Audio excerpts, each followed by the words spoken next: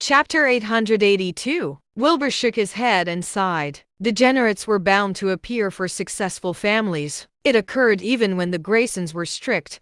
It appeared that it was inevitable anywhere. Suddenly, an alarming thought crossed his mind. He was reminded that he was rooted with a lot of people around him.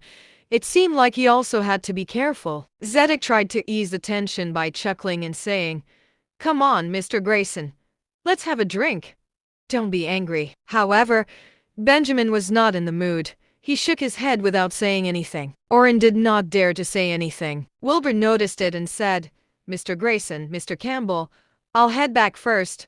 Let's depart to the South Market tomorrow morning. All right?" "That's wonderful." Zedek was waiting for Wilbur to say that. Benjamin nodded. Wilbur chatted with Orrin for a while before he said his goodbyes and left. He went back to Sea Lake Island. He visited Eileen's room when she was meditating.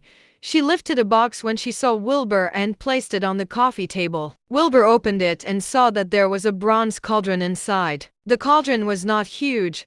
It was about the size of an incense container. However, it was engraved with ancient writings. It seemed like an antique item that was forbidden from trade, so it was valuable. Wilbur used his spirit energy to inspect it, and he instantly smiled. "Holy shit!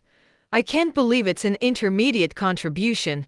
This is amazing," he thought. He chuckled and closed the box. He asked Eileen, "What is that person's name again?" "Damon Wright, the CEO of Lowell Province's Wright Corp. I sent the contact number to your phone," said Eileen. Wilbur picked up the box and said, "Thanks, Eileen.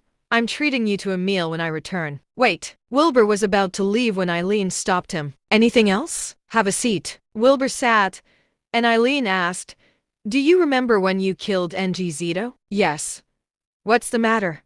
Wilbur asked. Eileen smiled and replied, "The Kiwanis Club had a meeting and decided to seek revenge against you." "Let them come.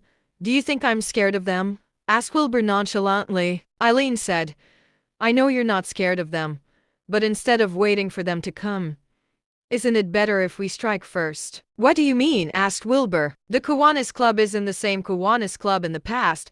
They're a bunch of businessmen now, using the Kiwanis Club name to become more powerful. However, they only exist to make money now.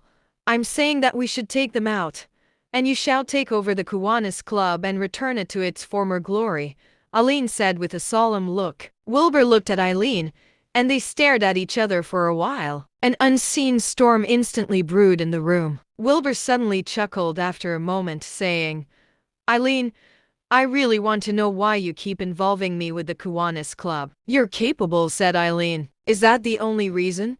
Wilbur felt his eyelid twitch. Eileen said slowly, "Of course, there's another reason. But are you ready for that?"